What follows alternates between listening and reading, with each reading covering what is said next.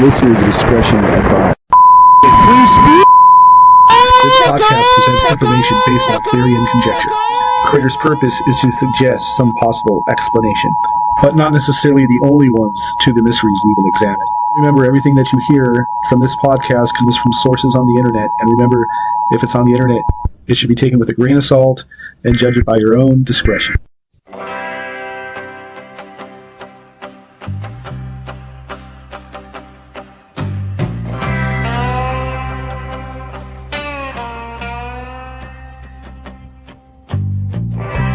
Walking down a brick road glow through the forest where the giant mushrooms grow. Orange caps and purple spires underneath a crescent of electric fire.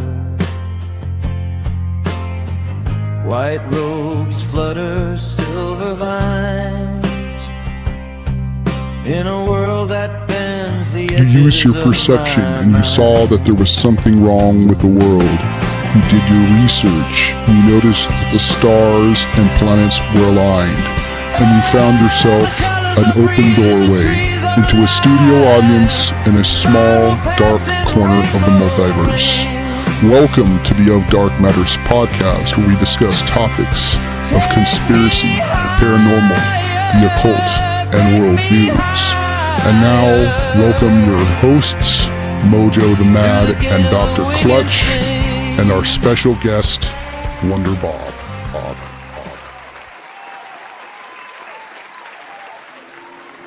Good afternoon. Good evening. Every mystery begins with a moment of curiosity. A question is asked, a story unfolds, and somewhere it can be explained at what can only be experienced. You'll find Of Dark Matters, submitted for your consideration, who once held titles, property, in the ordinary architecture of successful life. His name is Wonder Bob. From childhood, he walked the halls of mystery school, rooted in the Knights Templar, rising to become its international president.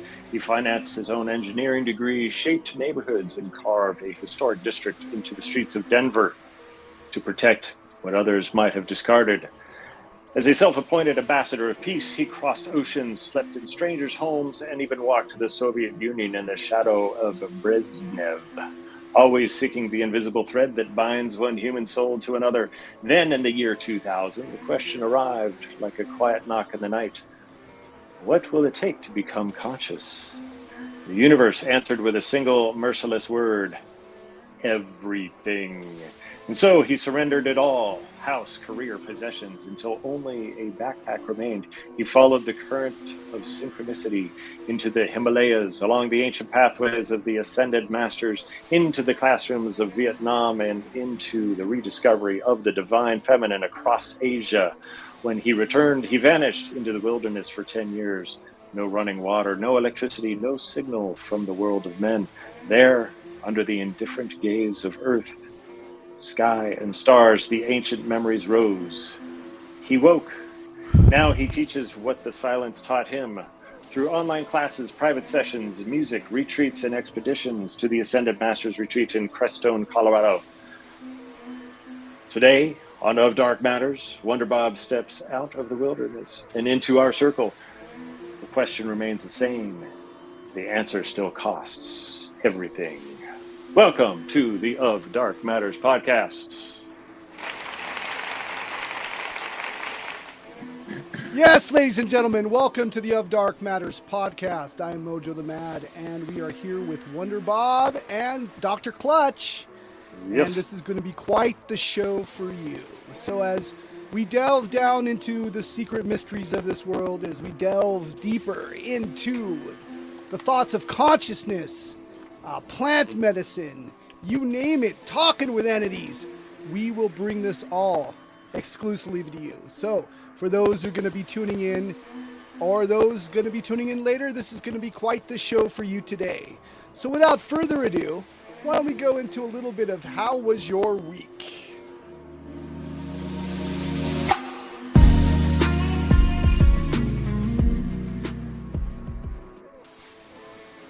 Yes, I this guess is a we segment start that with we me. do. Yeah, well, that's what we're going to do. Yes, Dr. Clutch. I know you're eager to tell about how your week was. So, I am. without further ado, Dr. Clutch, how was your week? It was all right.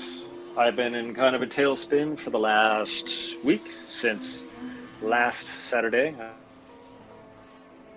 Still on the path to recovery and unfucking the situation. And I found I am skilled at unfucking myself. So the things you learn along the way. And not only after I'm done with this project, I will go on the attack for the person that stung me. So yeah, it's been quite a week, quite a learning experience. Yeah, and you know what? I've been trying to learn about scams and online scams, and so I've been binge listening to a series called Scam Incorporated. It's from The Economist, and I guess the popular scam that's cleaning people out is called the pig butchering scam. I was not pig butchered though, but it felt close to it. Other than that, my week really, since it took a long time to get out of this tailspin, my week didn't really start until yesterday. So I am catching up, and hoping the show is going to be a good one. I'm sure it's going to be, and this next week's going to be even better. Wonder Bob, how was your week? My week has been getting back to normal from just all of the busyness, kids on summer vacation, and we're trying to, get all of our last activities in, going to the river and swimming, going to the mountain and hiking, bicycling, rock climbing, all of that stuff. And now, the school year is looming upon us, and so just looking at getting into a peaceful routine, just to a peaceful routine. It really feels like this is a time of getting back to just the basics, what works, what's profitable, getting rid of the frivolous, taking a break from drama, and just doing what works. And so that's what I've been feeling. Very nice. And MoJoE. Well, my week. Well, I'm going through a transformational change right now. As you know, I don't want to reveal too much on the air, but I'm going through spiritual tests right now. And for all those that seem to care or know me, your thoughts and vibes and prayers would be really accepted right now, as it seems to be a little overwhelming. But I'm still here to do this show. As far as stuff new, I pretty much put this show together last minute as far as like graphics wise. So it was almost like to the 5-minute mark to sound check, and I'm like, I'm gonna be late. I gotta go down this. Gotta go put it down, download this, and I gotta go put this over into Telegram. And why isn't music that I want coming on? That was like a real struggle. But I think I pulled something off, and despite the apocalyptic fires that seem to be surrounding my house right now, I think I'm doing pretty well. Yeah, doing pretty well. So, shall we go ahead and get into the interview? Did you want to go ahead and start with the first question, Dr. Clutch? First question. Yeah, actually, we were pre-gaming just a bit before the show started, and I was learning a bit about Wonder Bob, and he got to this section of his life, what we were talking about, where he was talking about mystic things that have happened to him. And this is around 2000. We were talking about it first, like, did you graduate from college? Did you get a degree? And this and that. And then he kind of said yes, and then gave a story, and then it pivoted to this mystic stuff that started to happen to him. And I'm very curious. So what mystic stuff are we going to learn about? What happened to you? Well, boy, that's such a big question. Maybe it's too big of a question. I got 10 things coming through my consciousness right now. It's like, the Dr.Clutch is diving right in. He's on it, you know. So the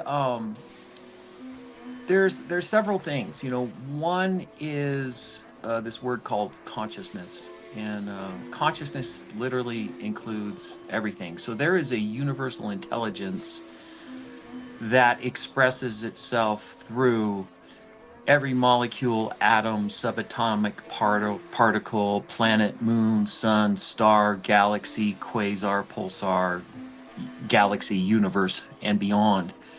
And it's all interconnected. So we are all quantum entangled, you know, with each other.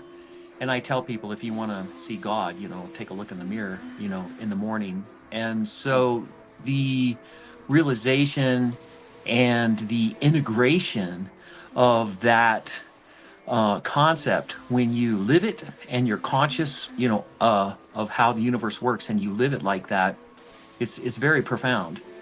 And you know, we can get into how the body and the soul interact, and that, and we're not taught this, but it's really important information. And we just have to, you know, I encourage everybody to embrace, if you don't believe in reincarnation, you know, just read, and you don't have to, and you can be an atheist or a scientist or anything you want to be. It doesn't matter, because eventually, as long as you're improving yourself and growing and educating yourself, you're gonna get to the center of consciousness, which is connected to everything. You're going to get to the heart and to the core. So you ever wonder why we've got, you know, 90% of our brain available for something? And what if that something is all of your past life memories? What if that something is all of the times where you've been the warlord, the leader, the politician, the mother, the prostitute, the artist, the villain, you know, all of those things, and you have access to all of this information via your ancient incarnations, your soul memory, plus you've also got all of the memory that's contained in your DNA. Your DNA is way more complex than what we know, and we're learning that it's a tremendous amount of information. And so when this comes on, then we get to live our lives in a way where we're including our soul memory, and we're including our biological memory and applying it to our lives. And as we access little bits and pieces, eventually it'll be a full-on remembrance, and it comes into our consciousness. Every person, I perceive, has the ability to access their ancient memories, and when it happens, it all comes online, and it's really pretty incredible. So in ancient times, if somebody did that and they got this information that came online, they say, oh, you're crazy, we're going to throw you in jail, or we're going to torture you, or we'll kill you. And so all of these people that were getting their memories and they were coming online, they were perceived to be crazy, and they were attacked and ridiculed. But today, we're kind of okay with the crazy. So here we are.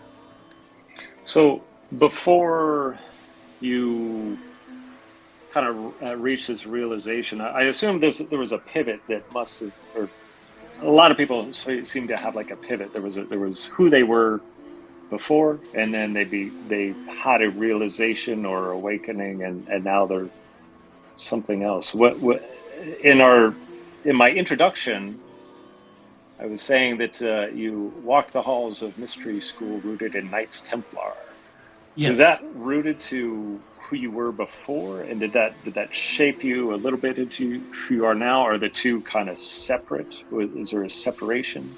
There's not a separation, and there is a, you know, along our journeys we get these little quantum leaps in consciousness. So you know, you participate in a mystery school and you're initiated, and you've got, you know, 20 brothers that are making sure that you're behaving, and that you're doing all the things, and you're learning, and you're getting educated, and you go and go and go, and you're going through the motions, and it's like, well, this is really cool, and I got a group of brothers that aren't picking on me, that are uplifting me, and then all of a sudden you get a quantum leap, boom, and you're like, holy cow, this is amazing. And then in our lives, it's about just being comfortable with these human bodies, and then educate and get the tools put together so that you can live a life. And we all strive for how to be successful within the matrix. How do I go to school? How do I get a degree? How do I get a job? How do I get a mortgage, wife, and family, and go on? So there was, I believe what you're talking about is what we call the cosmic two-before. And that's when, like, the universe, like, if you're going down a particular pathway and the universe is like, okay, it's time for you to really fulfill your mission. It's time for you to do what you actually came here to do. And all this other stuff that you're doing is great. You've done it 1,000 times before. And then you just get slammed. And sometimes it's very uncomfortable. And it could be health. It could be an accident. For me, it was a tragedy. I had 6 people in my family die over a 2-year period, and my wife divorced me, and I had a career change, and then I the dust settled, and I was doing my own personal life triage, and got back into functioning, and I'm just going through the motions, and it's just like, this is not what I'm supposed to be doing. This is not it, and I had a great grief. I had a great sadness and grief, because I could feel that I was not living, at my full potential, and I was sad that I wasn't doing that. So I said, all right, what's it going to take? And that's when I got the answer, everything. And that's when I sold all my possessions and put on a backpack. And then when you're in the state, on the walkabout, it's being fully surrendered to the synchronicity, fully surrendered to what the universe has in store for me. There's a good little Christian book called The Prayer of Jabez, and I think it's in Chronicles or something like that, and it's like one sentence, that's mentioned. Jabez was begot by this person, and he walked with God, and it went like that, and then it just talked about, the entire universe is aware of your path that you're on, and it's placing these lovely gifts upon your path so that you can receive and grow and become successful and be the best that you can possibly be. And that's our prayers for, like, when we're having a garden. We're out tilling the soil. I want this soil to be the best, most beautiful place that these plants can be in. I'm going to organize and get them all in the places that I think that they're going to enjoy themselves. Then I'm going to plant them and water them, and cultivate them, and then, and all of these are prayers. And for you as a human being, you want the best. You want those plants just to be the best plants that they could possibly be. And then when you eat those vegetables, all of those intentions are, it's accumulative, and all of those intentions are put into that food. And when you eat it, it's some of the most delicious stuff that you can possibly imagine. It's way better than anything you buy in a store. So that's what Source has intended for us, and it wants us to be successful, and it wants us to be phenomenal. It wants us to bust out of the norm and be the most incredible, phenomenal incarnation imaginable, or beyond imagination.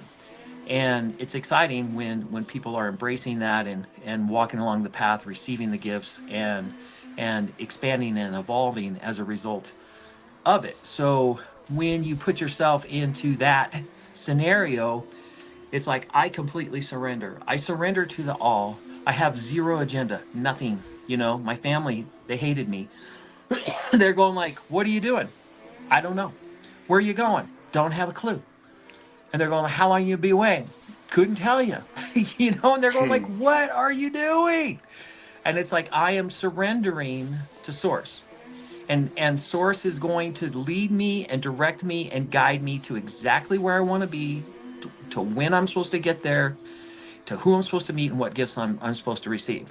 So that's what I did during those 4 years. And when I sold my house, my real estate agent, her husband had a school in Vietnam, an English school, and he invited me to come out and teach. So I did that for it was like a 4-month period. So I did that 2 years, 2 separate years. It was great because he would go home to be with his family, and then I would cover his job while he was away, and that's how we did it. And that was really great. And then I wanted to be in the Himalayas. I wanted to hike in the mountains, and boy, did I! I really had a phenomenal time. I went up into northern India, up into a place called Ladakh. It used to be its own kingdom, but it's part of India. It's called Little Tibet, and there's probably there's a lot of Tibetans in exile, that are up there. And then I just got into the mountains and I hiked the mountains, and I got tremendous downloads and I got lots of information. And I received my spiritual name, and boy, all this stuff just started to happen, and it was really amazing and beautiful. Did you see a Yeti in the Himalayas? I did not. Did not. Just checking. Had to ask. Just throwing that out there. It's just sort of mandatory because I'm a I don't know if I want to talk about Yeti. Okay, just checking. I've had an experience here in Crestone. Oh, okay. I've had an experience. Before we get to that, I do have some questions. So you were talking about surrendering to source, which is pretty fascinating. And then you also mentioned intention. And before we fuse the two, I'd like to get your thoughts on intentions, and what do intentions mean to you? Like when you do something with intention, or how do you set your intentions, or what are your thoughts about intention? Okay, so I don't use what are my thoughts. I would say, what's your awareness around that? And the reason why I do that, Dr. Clutch, is that consciousness, it includes everything. It's your physical body, it's your emotions, it's your thoughts, it's your spirit, and beyond. So consciousness includes everything. So is it okay if I just give you a breakdown on the soul body construct, and that'll solve a lot of problems? Is that okay with you? Okay, yeah. So just imagine there's this huge ocean of everything out in the galaxy, and or in the cosmos. Now, MoJoE, I like how you've used dark matter as part of the name of the show. So we know that dark matter is 80% of the stuff of the universe, and it's a curiosity because we can't see it. It fully receives everything. So it's the amniotic fluid of the divine feminine. It's like that's the womb, is that ocean. And then the magic happens. Something happens where that dark matter is compressed, and then it turns into matter somehow, and it releases light when it does that. And then there's more and more and more matter, and then we get planets and stars, and all of the wonderful things that we get. But within that, we're part of that all that is. And if you imagine you're a drop in the ocean, then what happens is you choose to stretch yourself so that you will intersect with the human body. You don't completely separate yourself from the ocean. You're only, I would say, about 2/3 of your soul are in your body, and the rest is still connected to all that is. Now then your body, so it's so a lot of people think that your soul is this little spark of light, and it comes into the body and it has this experience, and then when you die, the little spark of light goes back to source, which is kind of true. But actually your body is like a densification of your consciousness, and that your consciousness is vast. I mean, it is connected to all that is. So you can put your awareness in the middle of the universe right now. That means that you exist there, and that means that you are an infinite being. So your energy, space, and consciousness, you can call it your soul if you want, is infinite. Okay, and then this infinite being stretches itself. It's almost like taffy, and then it comes in, it does this intersection into your body. And then your body, which was birthed by your mother and her mother and her mother and her mother and her mother and her mother and her mother and her mother and her mother and her mother and her mother and her mother and her mother. It's trillions of years old via our cellular memory and our ancient biology. So the horizontal plane, that's like our infinite, our ancient biology. And there's even a theory, if you go far enough into the future, and I go and I get to Star Trek, you know, that it'll loop around, and where I go way, way, way back into the past, I'll get to those Orion Wars in Star Wars, and somewhere, some way, somehow, Star Trek and Star Wars meet, and they're in the same space, dimension, time, and all that jazz. And you're like, wow, how does that work? So, and in this direction, you're going out into infinity, bigger, bigger, bigger, bigger, bigger, bigger. But then if you come down into yourself and go smaller, smaller, smaller, you know, cells, molecules, atoms, subatomic particles, that the microcosm will actually connect to the macrocosm. And it's weird, you know, so then you're going like, well, if I go big, I'll come back through, you know, my microcosm, or if I go small, I'll emerge in the macrocosm. And so the intersection of your infinite being and your ancient biology occur in the backside of the heart, the high heart. Then it's translated as emotion, and then it's translated into the tiniest little container, itty bitty little thing called the mind. So the mind is the smallest container of consciousness. So if you want to operate from your stinking thinking, I love that term from Zig Ziglar, analysis paralysis and the gerbil wheel of impossibility, you can, you know, operate from thoughts of mind. Or wouldn't it be more fun to operate from my infinite being and my ancient biology? And that is an expansive dance. So that's the jargon that I teach and that I use. I have to let my dog in and out. That's Maggie. Oh, no problem. No problem. she's Hi, named Maggie. after Mary Magdalene, so so she comes and goes. So Saying I thought was interesting. You we were always have to saying look after that.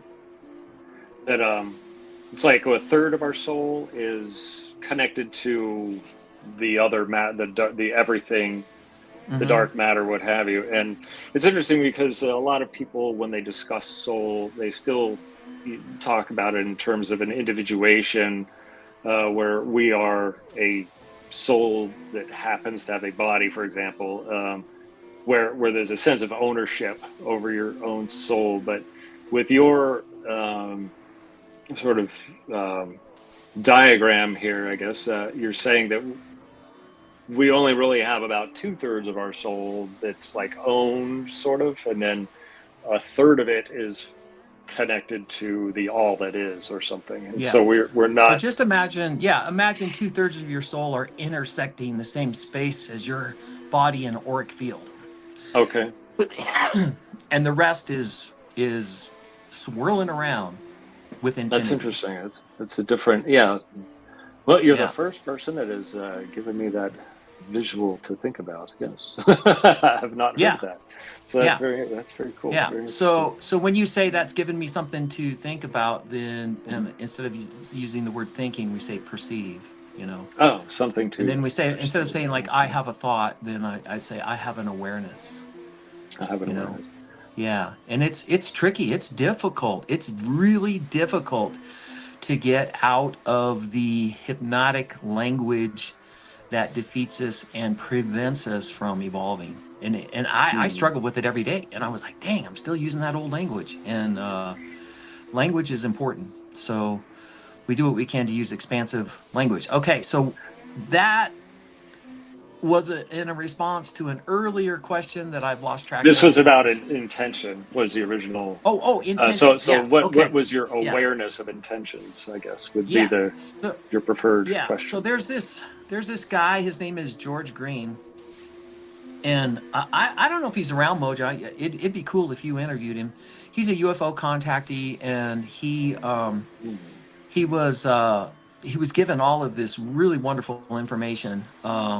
And he was working with Billy Meyer, who was getting visitations. They call them the Plejarians, which is the Swiss word for Pleiadians, and he was getting information from them.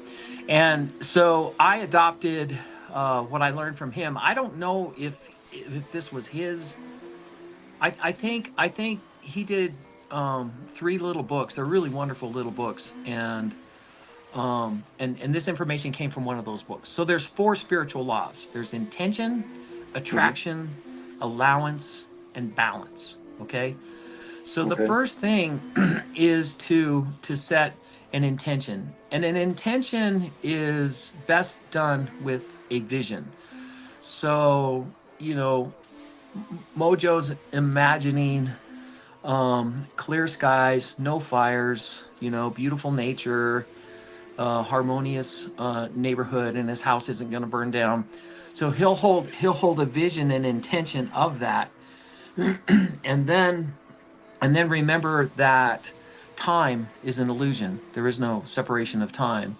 And then you can say, thank you, universe, in advance for creating, you know, a safe environment in my home and neighborhood. And then you go to gratitude. Attitude to gratitude is important. And I'm so grateful that we're safe and we're not going to be harmed by any fire whatsoever. And the other thing that you've got to be careful with when you're setting your intention is that the universe does not work in negatives, okay? So if he did a prayer that said, you know, how can we not have fires? The universe doesn't know how to do anything but fires, you know? So it's like if I ask you, don't think of the color red, you know, you can't help but to think of the color red. It's impossible not to think of the color red.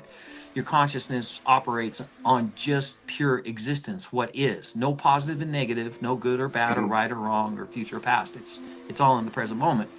So this is how you not think of the color red. It's like, Dr.Clutch, would you imagine the color blue? And then you do.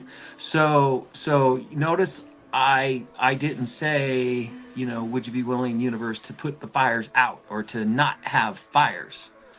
Instead, we pray for, you know, universe, would you be willing to give us a safe, you know, environment that's clear and moist and clean. So you got to be careful with what's happening. So the universe will hear you. It will hear your voice, especially if you ask questions, you know, like, what would it be like if, you know, we could have, you know, beautiful nature that's not being burned up. You know, we can ask that. And then you can do an expander question beyond that, you know, and how can it get any better? Or what else is possible? You can do things like that. So you ask a question, and remember, asking it is given is a fundamental law of the universe. It begins with a question. If you can't remember the question, remember me. I'm Wonder Bob. I am the living question. That's who I am. So what you can do is then ask and hold a vision. And then what I do is I call it magic. I pull it through my vision and it will become real. Unless it's in conflict with some other vision that's more important. And then you just have to practice, you know, patience. So number 1 is set the intention, okay? And then the universe is saying, it's like, you know, this is what Dr.Clutch is, you know, wanting to have in his life. So we're going to help. We're going to contribute to it, because the universe wants you to be successful. It wants you to be happy, and it will contribute. And that's called attraction.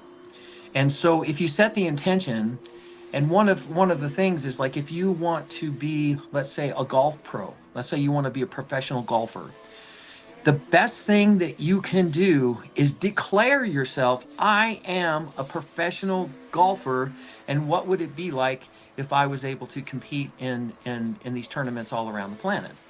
And you do like that. You declare it, and then you start walking the path. And that's what the spiritual yogis will tell you. Declare yourself, you know, a spiritual leader, a yogi, a guru, whatever, you know, words work for you, and then start walking the path, and the universe will place those gifts upon the path, and then it's up to you to receive and integrate those into your experience. And then the third rule is allowance. So let's say I'd like to have, I'm imagining having you guys can help me with this. I'm imagining selling all of my vehicles. I've got a bunch of broken down diesel trucks and other cars that are limping along.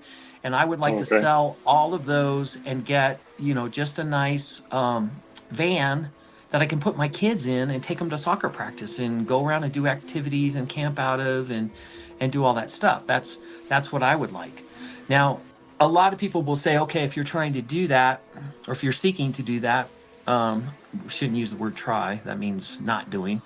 So if you're imagining, that van, then some people say, well, imagine the brand and the color and smell the the seats and feel the textures and all that other stuff, which is pretty good. You can do that, but most of the time your vision and your idea of what you'd like to have is really small compared to what the universe would like to give you.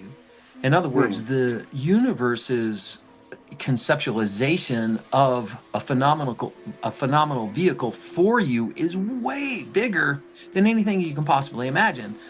So a better, question would be, universe, what would it be like if I had a phenomenal vehicle that I could get my kids safely back and forth to activities and that we could enjoy, that's efficient and not expensive, and and how could that happen? And then all of a sudden this vehicle pops up and you're like, wow, I never thought about that. I that's kind of cool. I know, and then the universe will deliver. It will over deliver. It will surprise you. And then the third law is balance, and that's essentially just balance the other three. So if I'm in a space of intention and I'm praying, and that's like remember when the movie The Secret came out. So if I can just envision and intend, then the universe will do all that stuff. Well, that's only one law.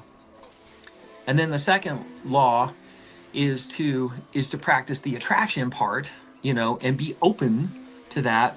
And being open is the allowance. And then when somebody wants to contribute to you and give you something, you say, yes, thank you. Even if it's something that you don't want. I had this homeless guy, and he came up to me and he had this silly little toy, and it was a little face, and he did this funny little act, and he was, moving it around. He goes, I'd like you to have this. And I said, thank you, and then I gave him a little bit of money because he was actually authentic, and he was actually trying to do something. So anytime, no matter who it is, if they're trying to give you something, as long as it's not harmful to yourself or your family, just receive it and say thank you. Go to gratitude. And then sometimes I've got something that's hanging out and it's not for me, and then I can pass that along to somebody else, and I'll always just say thank you. And there's an underlying need that we have to be received on this planet. Like, we have our gifts and talents and abilities, and we're living our mission, and we want to apply it so that we can affect and change the world. The first thing is we're here to grow our soul. That's what we're here for. We are here to grow our soul. And then the second thing is we are here to collectively transform this reality. And we need to make sure that our priorities are straight, like put your own oxygen mask on first before helping others. And so that's an important piece. So those 4 spiritual laws, and I sent MoJoE the song. I did a song on it, and it's intention, attraction, allowance, and balance. So, and maybe we can figure out some way to get that to people if we they can get that listen. song. Yeah. Yeah. So yeah, I had some issues. I had some issues with some of the tracks. I did get some of them on the interlude that we'll be doing, but yeah, I'm sorry. I apologize for that, Wonder Bob. Dude. That's okay. Yeah.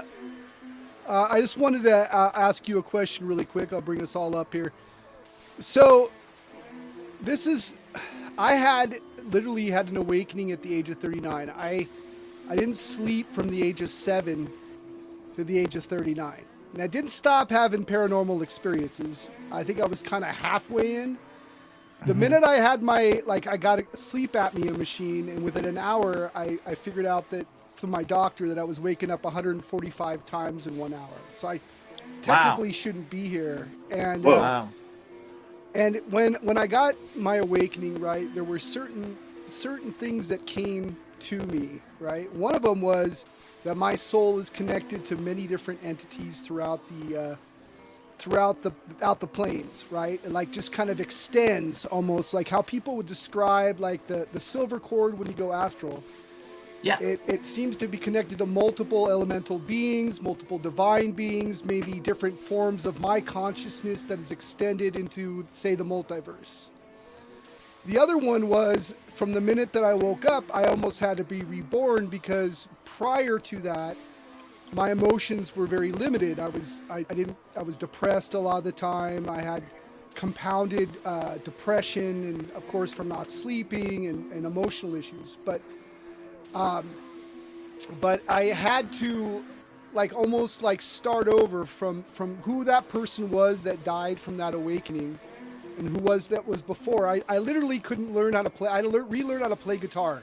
I had to relearn how to do art. I had to relearn how to find myself. It took a course of maybe 10 years before I could really come back into my own skin and understand who I was as a human being. I almost feel as like, is that reborn? Is that similar to some stories that you've heard of in awakenings? Okay. It's a lot. There's about 7 questions in there, Mojo. So let me ask you this. When you, well, let me say this first. When you are not in tune with your soul mission, if you are not living your soul mission, you will go to depression. That's it. So if you're not, if you came here to be a rock star and a professional lead guitarist and deliver magic through your music, in a global way, and really impact the reality, and you're working for your uncle's company selling mattresses, you're going to get depressed. And so when you get depressed, that's our consciousness saying like, hey, hello, this isn't working for me. I'm not living my mission. So that's one thing. And then was there a particular event, like an accident, or you lost amnesia, or you went into anesthesia, from an operation or something? Was there something that happened at the beginning of that cycle where you lost consciousness and changed, or anything like that? I don't know, man. I mean, I got a breathing machine that let me sleep, and it went from I couldn't even. Oh, so you were. So the 9-year cycle. How old were you when you started? That was. When I was 39, 40. Yeah. So you had your awakening. Now. You had your awakening when you were 39, and what you're telling me is that you started using the sleep machine, and because you were able to sleep, that changed things for you. Yeah, slowly but surely. But I still had to relearn how to do art. I had to relearn who I was. Yeah. There's parts of it almost feels like a walk-in. Like, well, that's what I'm asking, is because walk-in's a big story. Walk-in is when your soul says, hey, all of this stuff that I'm doing is not going the way I thought it was. I want to tap out. Does anybody want to come in and do what I'm doing, and doing that? But let me give you a little backstory first. Okay. So can you bookmark and help me remember that we're talking about a walk-in? Yeah. But before we do that, we need to talk about the process in which a soul incarnates. So, Okay. And so the beginning, so remember where we said time loops upon itself? It's like the snake eating its tail, and that's the Ouroboros, that time is ever, ending. So there is no beginning. There is no end. That we have the grand cycles. So when we say, in the great works, in the beginning, then we cut that cycle, and it's a trick. It's an intentional concept to prevent you from proceeding beyond time, space, and dimension. Time, right? So we don't want to say in the beginning. So, but what we can say is there was an event that you had where you were in a past life and you were doing a gentle death. You know, you're an old guy, you were hanging out, your family was around you, you lived a full and rich life. You weren't sick or anything like that. You was just like, I'm old and it's time to go. So you left, right? And so when you go, we all have a master guide, and some people call it a guardian angel. That's okay if you want to say that. We all have a master guide. There's a soul that looks after us and helps us, and so it will take your left hand and help you go down up through your pranic channel, which is the white tube of light, into source, back to all that is. Once you get there, you have a big happy reunion with all your soul family, and you know you're sipping cosmic tea and eating infinite almond cookies and all the things you want to do. And then after you go through that period, then you go through a period of reflection. It's like, okay, did I fulfill my mission in this lifetime? What did I do well? What I did not well? And then based on that, you have a choice if you're going to choose a new incarnation. But remember, there's 3 choices that we can make upon the body dying. The soul doesn't die, just the body dying. And so one is to go back to source and to reincarnate again.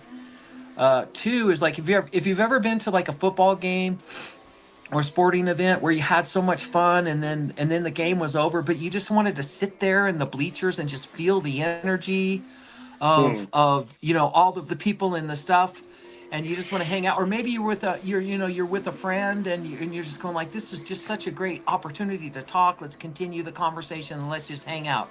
So you can hang out without a body, and that's called a ghost, and we have a lot of those, and there's nothing wrong with ghosts, you know. And then the third scenario is to go to source and then to hang out with all that is. And if you hang out with all that is, you're usually gonna get recruited for helping with some sort of evolutionary process. Like, for example, it could be like, you know, we have these fish in Colorado that have this whirling disease, you know, and they get, it's from the little, like, the fry, there's an egg, and then the fry stage is, it's like the fish and the egg are still kind of attached as one thing, and then the fish can, you know, go on. And in that fry stage, they spin around in circles and they can't go. So one soul is going like, you know, I'm gonna try to up level the DNA of that particular fish so that they won't get the whirling disease, so they can be more successful and they can be happy. It might be something like that. It may be something simple, maybe something complex. I mean, the ultimate complexity would be like birthing a planet or birthing a star. That takes hundreds of thousands of souls to collaborate with. So those are the 3 choices. I'm going to hang out as a ghost, and then you'll do that until you get bored and you say, okay, I did the ghost stuff. I'm going to go back to you know, England or something. But anyway, and then you get the approval, and then you're right at the point, right when you're ready to incarnate. It's almost like going down a slide, and you're going to enter the womb of your mother. And then right at that point, the entire universe asks you this question. It's like, is this really what you want to do? Is this it? And we want you to be really, really clear on what your soul mission is. And we really want to make sure that you know what that soul mission is. And in that lifetime, there's all of these different choices that you can make, and it's laid out like a tree. And you can follow these different pathways, and therefore you see every single choice that can be made for that incarnation, and then you say, yes, I'm doing this, and then you slide, and then most of the time you wake up in your mother's womb, but you can wake up after the womb. That's a possibility, and many people have done that.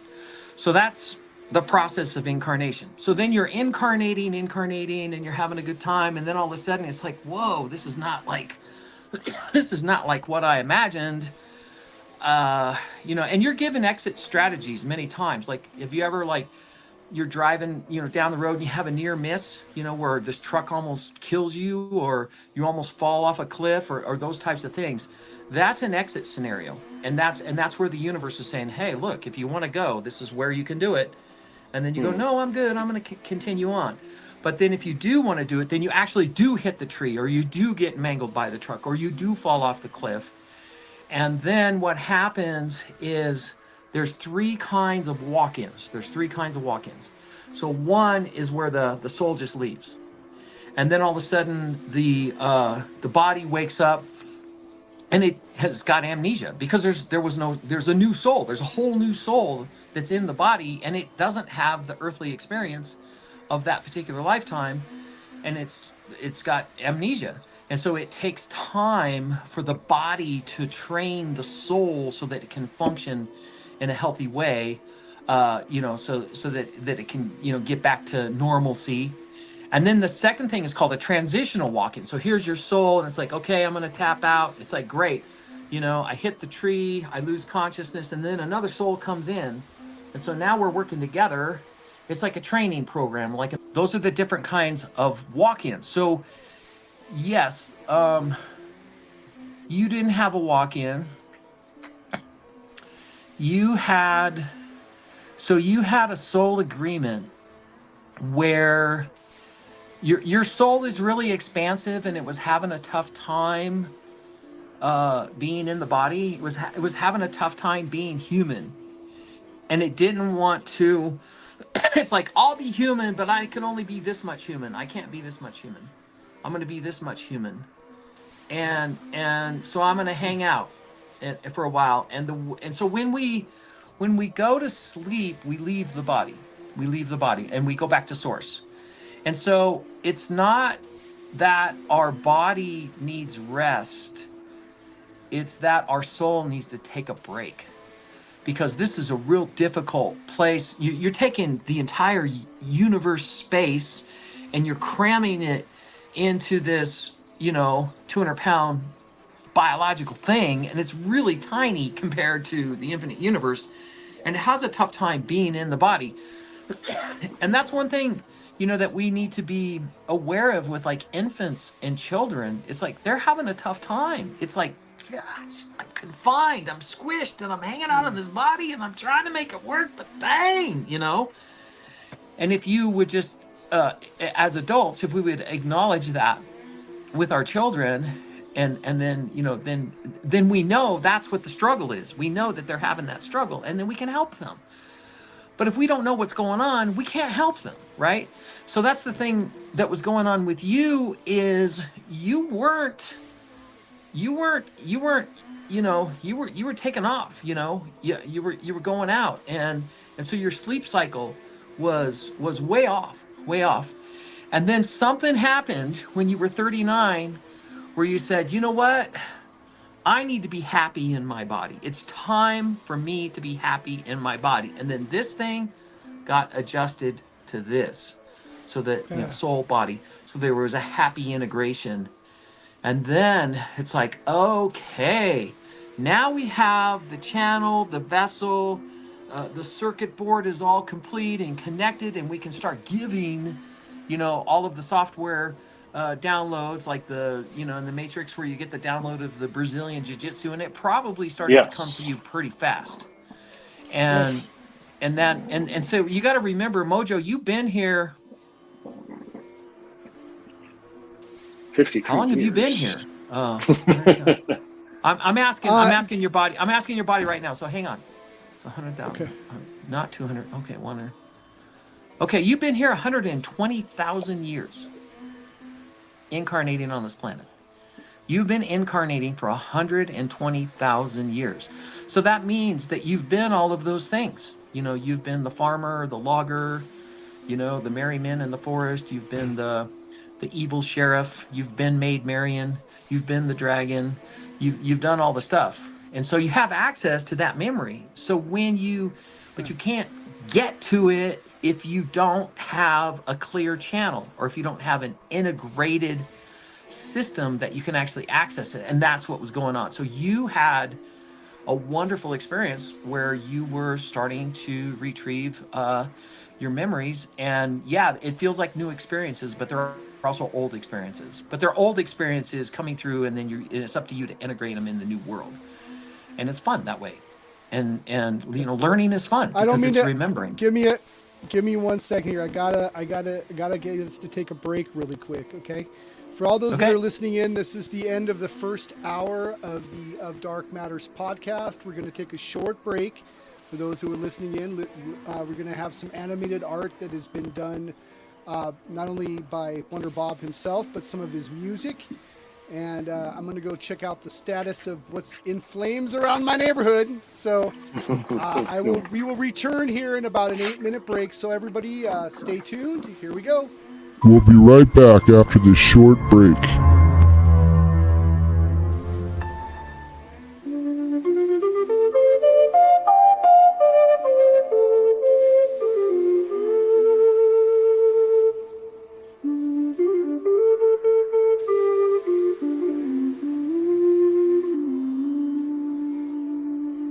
When my bones return to earth and my blood flows to the sea, my prayers carried upon the wind help me walk the earth gracefully.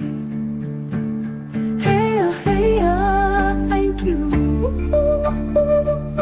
Walk below, walk below, walk below.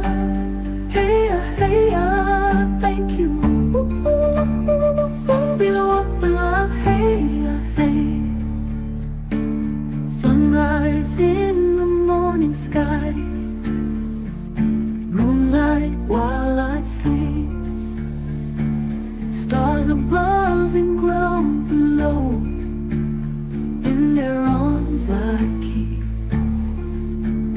Hey, thank you. Walk below, walk below, walk below. Hey, thank you. Walk below, hey.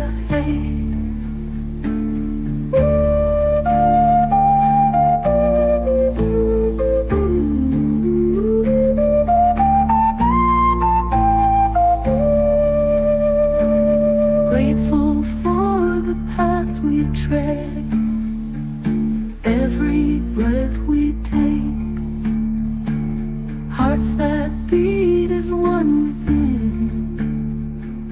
choices that we made. Hey, thank you.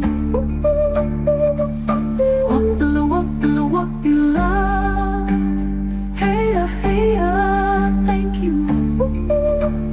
Walk below, hey.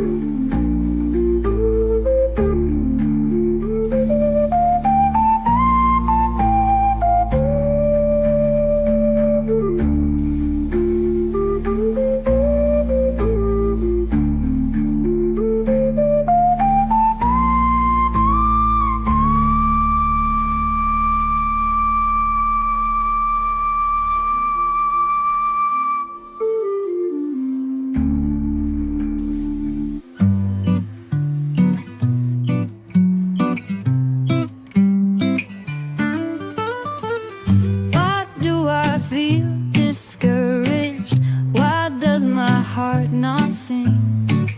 Why am I sad and lonely, obsessing on these things, when all that is so loves me more than I may know? How can I remember that this is truly so, when all that is so loves me? How can I be whole? I'll shine my light so brightly and dance eternity into my heart, evolving the light that I may be.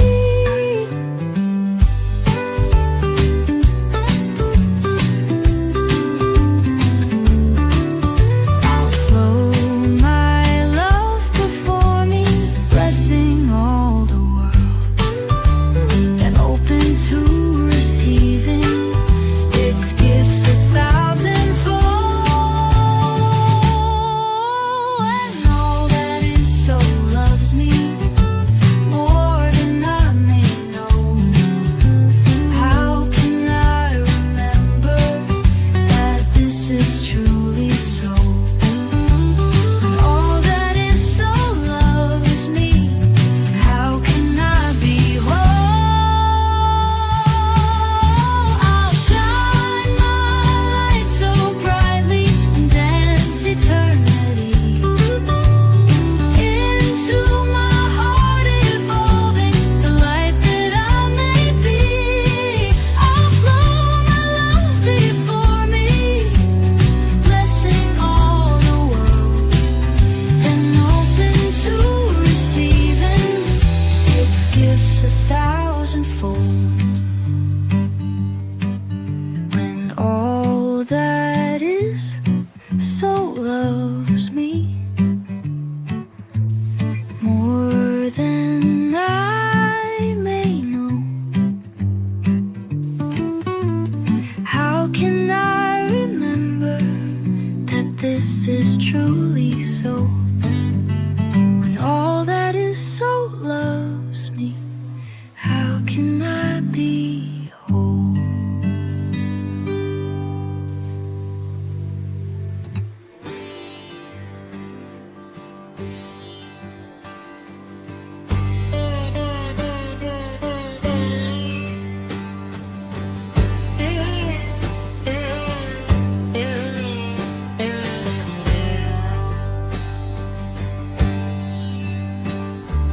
Old wizard sits on a golden throne, planets dance in a web of light. Saturn's ring and Venus smile, Mercury's laughing the starry night. Flower of life behind his eyes, blue cubes float where the daisies grow.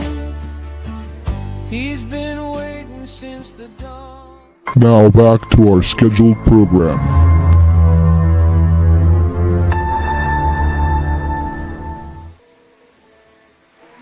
Yes, we are back.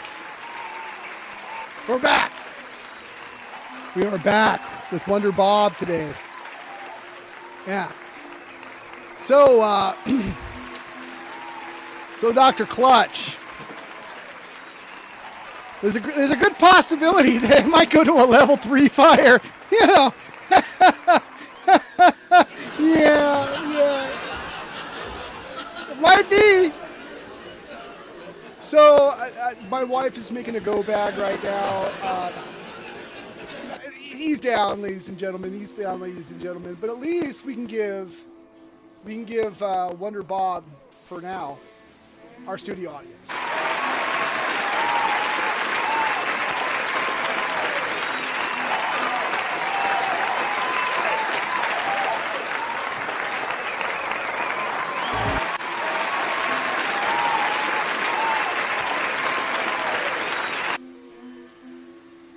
Yes, that was our studio audience. Welcome back, Wonder Bob. Welcome back, Dr. Clutch.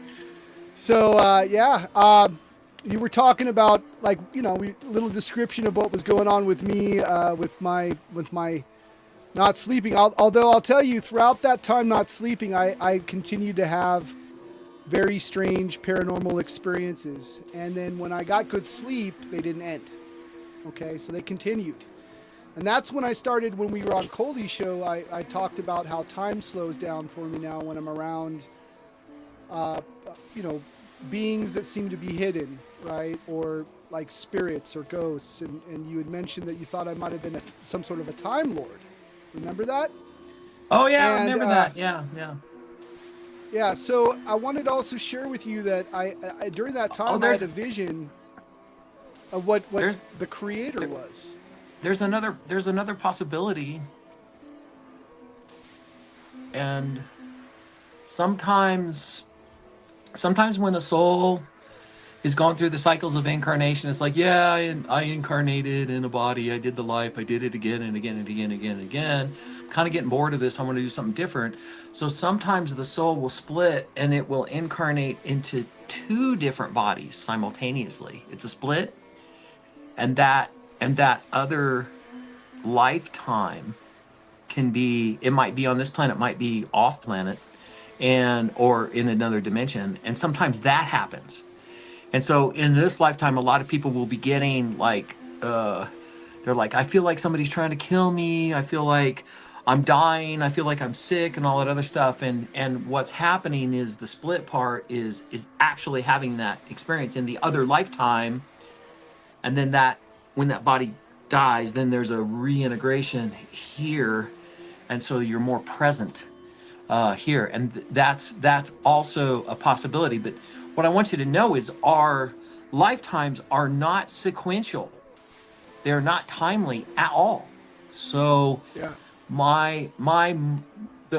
in timeline, one of my most recent incarnations was as a Chinese merchant of zinc, and I would buy and sell zinc in from China all the way down to, we get it in Indonesia and bring it back up in China, and we did all that, and then and that was used with metallurgy. So it was mixed with copper to make like brass and things like that. And then I was trying to get back to my family. They were high in the Himalayan mountains in China, and I froze to death, trying to get back to them. So that's my recent incarnation in a timely manner, and that was happening in the early 1900s. And then but then my most recent incarnation was actually a lifetime as a Burmese warlord in 500 AD, and we don't go, it's not linear at all, so you're incarnating 500 AD, and then you're going back 2000 BC, and then you're coming forward to 1940, and then you're going here and there and all that other stuff, and it's looping around. And sometimes, and we're also going into the future too, and then sometimes a part of us from the future will come back into the here and the now, and we're thinking that it's a guide or a spirit or something like that, and it's actually a version of us from the future that's coming to help us and give us the information. So then we give that information, and we integrate it, then we get a upgrade, and then we can deliver that to that incarnation 1,000 years ago. Then it goes to 500 AD, and then it goes back to 750 BC, and this and that, and then it loops around and goes into the future, and then all of a sudden they get the benefit of the stuff that I'm doing here. And because they're getting benefited, then when they come back and they visit me, I get a greater benefit from all of the entire cycle. So it's almost like we've got dozens of souls that are incarnating at the same time, and we're all in this wonderful vine mesh. You remember Yeshua talked about the vine, and it's like all of this stuff is happening all at once, but we're all growing and flourishing and becoming conscious. And sometimes we don't have the tools in this world or in this dimension to solve the problems that we came here to solve. So we have to get them from other timelines, parallel realities, and dimensions. So I have a question for you. That's happening too. Sorry, I didn't mean to interrupt, but there you go. Oh, No worries. My question for you is, so your information about yourself and timelines, I guess since they're not sequential, I hesitate to say future or past, but I'll say it anyway. So your information about this, how do you access this information about your soul network or your timelines or past and future lives? Is this something through meditation or lucid dreaming, or do you get downloads, or how do you acquire this information for yourself? So there's in becoming conscious, you listen to conscious music, you read conscious books, you eat conscious food, you hang out with conscious people, you go to conscious activities, and you practice consciousness, and it's inevitable that you will become conscious. Specifically, So this is like a greater consciousness awareness. yeah, thing it's a greater happens? awareness. So what happened for me is I actually got a visitation. So I live on the edge of the Great Sand Dunes National Monument, and I'm I'm out meditating in my tiny little yurt, and I'm looking out over the sands, and there's these lights and this activity and things that are going on. It's a national park, and we're on the north side of the sand dunes, and the entrance to the sand dunes is on the other side of the sand dunes on the south side. So the entrance to the sand dunes is on the south side, then you got this big pile of sand, and then you've got like emptiness, just nothing. But then I'm watching this and I'm seeing all this activity, and I wouldn't say it was UFO. It seemed like it was multidimensional, but I would see lights phasing in and out. I'd see things moving, back and forth, and I'm like, this is the craziest stuff I've ever seen. I'm just going to sit here and be with it, and see what comes up. So if you can intentionally access past lives, and we do that through a guided meditation. You can intentionally do that. And when you access about 20 of your past lives, then they all come flooding through. So it's almost like, imagine there's a screen, in front of you, and it's not allowing you to access, your ancient memories. And then you put a finger through there, put a finger through there, put a finger through there, finger through there. And when you put enough fingers through, then the screen disappears, and then you have access. And that's a process that happens and occurs. The other thing is, there are different plant medicines that you can use to break through the veil, and that's what you're doing, is you're breaking through the veil. So if you're, there's this beautiful Native American Lakota practice called the teepee ceremony, and they're using peyote, and I don't like peyote, man. It's rough, it's harsh, but some people like it, and so with peyote, you sit in a teepee with the fire all night long on the edge of throwing up. We call that getting well, and then you might get well, you may not get well, and then what happens is you've got the cactus medicine like in your body, and then I would usually have the visions in the morning, and then I would see these little gossamer threads. They were like fuchsia, like hot pink threads, and they would be, flowing through the reality. So I'm coming home from this, teepee meeting, and there's this porcupine, and he's just waddling on the side of the road. He's going along with the road, and he's just waddling there. He's cute. He's got little, feet that look like almost like human, feet and that sort of thing. And I look at him, and at the end of each one of his quills was a star. And then he's just waddling along. And then I saw those pink ribbons, little threads that were coming through each one of his quills. And he's like, yeah, I'm the walking universe. This is what I do. He said it was a walking galaxy, because it's a bunch of stars. He goes, I am a walking galaxy. Check me out. And I was like, I am checking you out. This is really cool. So that was an awareness that came along. And then you might get another awareness like with horses. And you might get another awareness with frogs.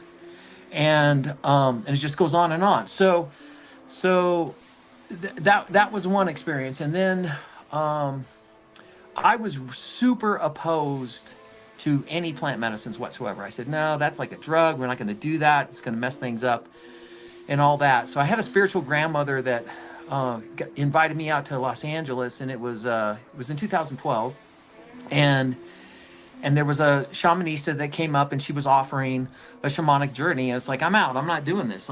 This is not my thing. I'm not doing it. And my spiritual grandmother was like, I think you should do it. And I was like, I don't want to do it. I think you should do it. I don't want to. I was like, okay, I'll do it, And I surrendered. And I had such a profound experience. It was like 10 years of meditation in one night. What was this plant medicine? That was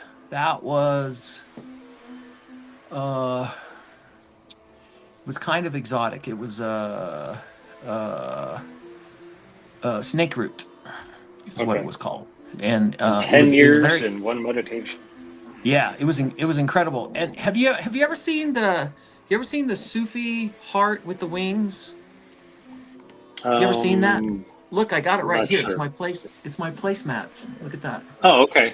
Isn't that funny? I've seen it now. I've got it right there. It's my placemat. So what happened was I had all this energy come into me, and I dropped into the earth. And when I dropped into the earth, it was like, it was warm. It was very comforting. It felt so good. And then the stones were maybe about that big, but they were really like light and fluffy, almost like styrofoam, but they were organic, and it just felt so good. And then all of a sudden this energy comes up through my body, boom, like that. And I was like, what do I do? And I hear this word, breathe. And so I breathe. And then I had this explosion of the heart. It goes out like that. And I said, wow, that's a back in the earth. Energy comes up. Breathe, expand, explode. So I went through this process like that for like 6 hours straight. And at the end of the day, my heart was in this condition. It literally opened up, and I had wings. I could feel them. They were on my heart. And so I always thought that was just a theory, that it was just like a intellectual concept, but it's an actual state of being that you can achieve. And the way I achieved it was through union and communion with the earth. And so that happened. So I did not a lot. I did some ayahuasca shamanic journeys. And ayahuasca, she likes to be in control, and she'll take your reality and she'll just morph it, swirl it around. It's like, no, you're not thinking, you're not doing that, and you're doing that. And if she's kind, you can surrender, and you can have a very, powerful process. But there's also some times when, things can get ugly. And I had one of those, and it was really, really difficult. And I was like, I am not doing this. I don't want to do it anymore. So, so what I've arrived at is, I've developed a psilocybin experience, and I've been able to use and develop the protocol so it's just as powerful as a ayahuasca journey. But the thing about it is, in the state of Colorado, psilocybin's legal, and we can use it, and we can use it for shamanic journeys. Now these things, these plant medicines should be used sparingly. It's not something that you want to do once a week. You'd go schizophrenic is what you do. So maybe like once a year, maybe you do it quarterly or something like that, but you don't want to habituate, the medicine. But it's smart. It's really wise, very intelligent. And so then when you can receive that, then you have access. And what it does is it opens portals so that you can see through the dimensions. And then when you don't have the medicine in your body, guess what? Those portals are still open. You can still have access. But you got to make sure that, when you're opening up a portal like that, all of a sudden you got access to hundreds of thousands of years, and all this information can come and go. And if you say, oh, well, this is just a fun and playful little psychedelic thing, and we're going to do it as a party drug, then you will never, well, I shouldn't say never, you're less likely to get the wisdom of the plant medicine. But if you do it in a ceremonial way, intentional way, with a group of people, and we're all supporting each other, the wisdom will come online, and it will give you information like, Dr. Clutch, you need to clean up your room. It might be simple like that. Yeah, Or yeah. it might be really complex. It's like, Dr. Clutch, I want to give you the experience when you came from the cosmos and you incarnated the very first time on this planet, and I'm going to give you that memory. And you're like, whoa, that was crazy. But it's usually the information. That's why I don't like to use the word psychedelics, because it doesn't acknowledge the wisdom and the information that we're accessing. I like to use the word plant medicine, and it's all a message. It's all a message, and the message is different than our language or the written world. Hey, MoJoE, I wanted to thank you, first of all, for that amazing introduction. Holy cow. That was great. Well, you I gave was me a like, love what's he bomb, so doing? I wanted to Where's give you he as going? much This love is as cool. possible. Yeah, I mean, I wanted to thought give that you was as much awesome. love. Did you know that I used to grow mushrooms, and I grew every type of mushroom, and the one combination that I found that was truly supernatural was a mixture of Cambodian and penis envy. If you wanted to speak to the gods and have them speak to you, you grind it up as in a coffee grinder, and you drink it as a tea like medicine. And that's when I started having some visions at the time, of both dark and light.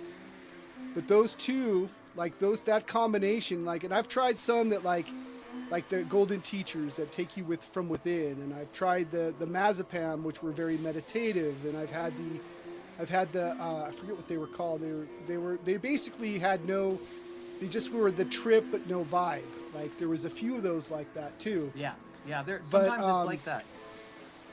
Yeah, It's an art. But I've also It's an art to done the get DMT. Yeah. Yeah. I don't like DMT because it's so processed that the plant wisdom has been stripped out of it, and it doesn't feel like the wisdom's there. Like you say, it's the experience without the vibe. Let me just tell you, Clutch was wanting to take one of these experiences. He was seriously considering it and wanted me to go with him. And we were looking for somebody, maybe that person's you.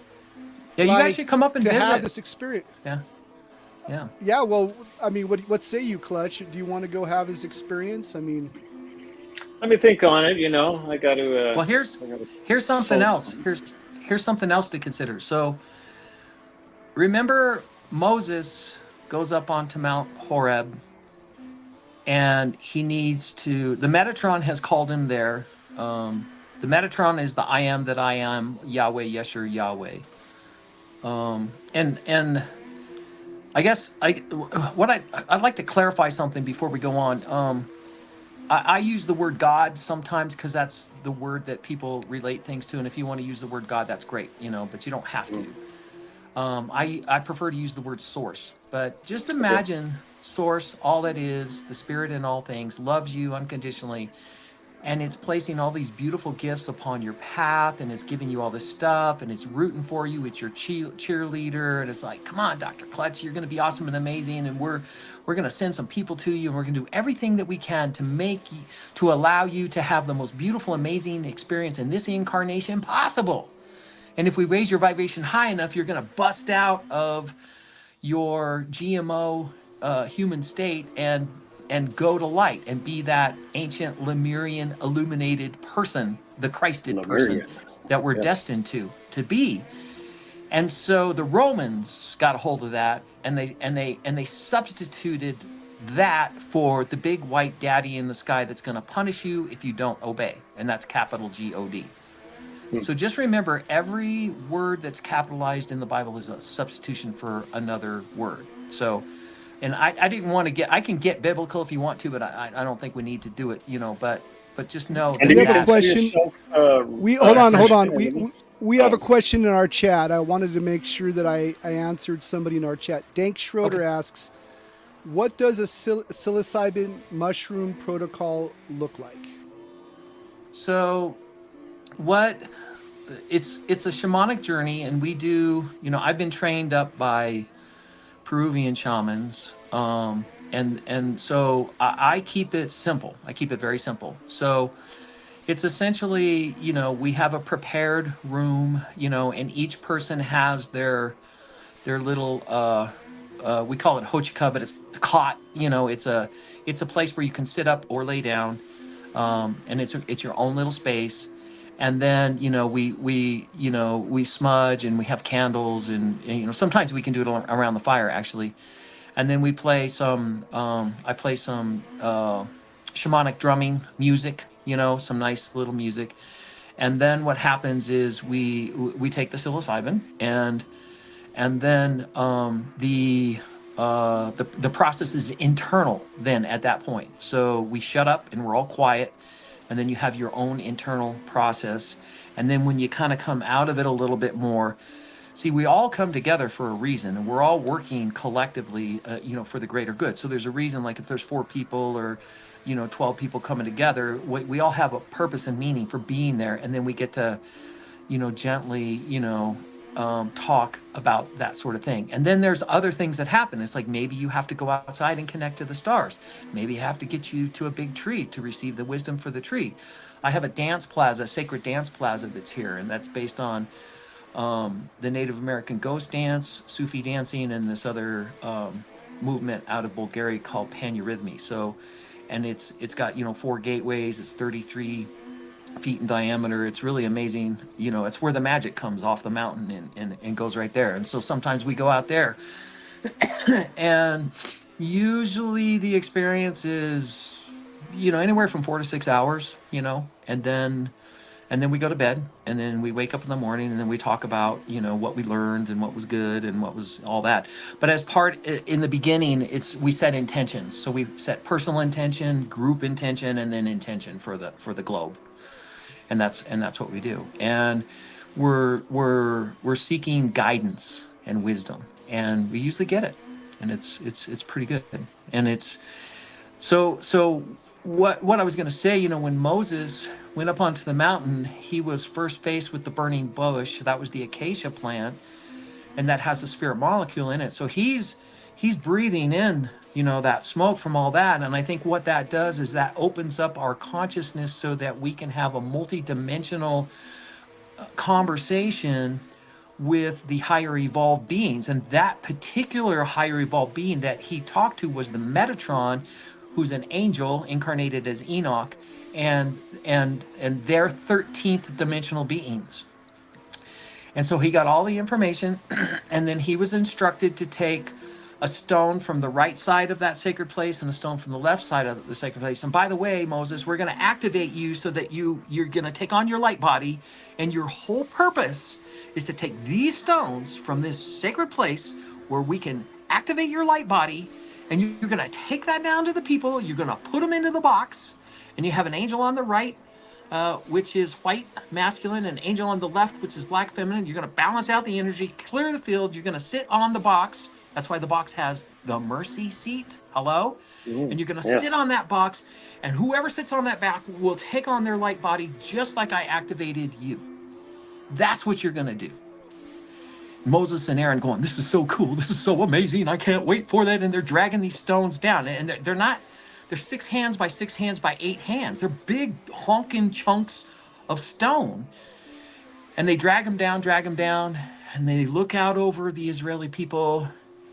And Moses says, you're not worthy. And he smashes the stones. It's like, oi, Faye, Moses, just pay attention. Just do what we ask you to do. So then what that did, then they took all those broken stones and put them in the box. So if you have, like a positive and a negative, and you jumble it all up and mess it up, then you got this electricity running through there. It takes illumination. Remember, a positive and negative comes together, and if you have the proper filament, you can create illumination. But if you mess this up and jumble it all up, then you got short circuiting, and you got electricity, positive and negative, and that's going to hurt you. So if you touch the box, you'd be electrocuted. So that's why they had the long poles, and they had to carry it like that. And so then Moses, he went up on the mountain, and then he chiseled out the shout knots, and they said, we need rules. We need the good and the bad, and we need dogma. So you gotta do this, or you're gonna be punished. And that one choice plunged society into, thousands of years of war. It sucked, But that was a mass ascension attempt, or I would say a mass illumination attempt. And so this is our destiny. This is what we're capable of doing. So here in Crestone, this is a place where heaven and earth touch, and we go up to 13,000 feet and we sit with the ascended masters. And one of these ascended masters is Moses himself. And they are these beautiful, amazing, shining beings. And I'm like, wow, it's like, and sometimes they'll reveal themselves to you. Sometimes they don't. And they'll, it's like, what are you guys doing? It's like, well, we're just hanging out. And I said, well, how can you hang out here? And I thought you were supposed to be hanging out over in Horeb. And he's just like, hey, we can be in many locations all at once. And then they start giving you instruction. Hey, by the way, when you bring somebody up, don't do the thing that you did before. Do this thing instead. And so it works like that. So then we go up at 13,000 feet and we sit in front of the ascended masters, and we do what Moses did. And we have that same protocol, that same experience, and it's amazing. It's really amazing. It's hard work to get there, I'm 61 and I'm still climbing the mountain. I huff and puff, but I get my butt up there. So that's some of the stuff that we do. I wanted to share with you a vision I had of what the Creator was. Oh, great. Yeah, thank you. Tell me if I'm wrong. Yeah.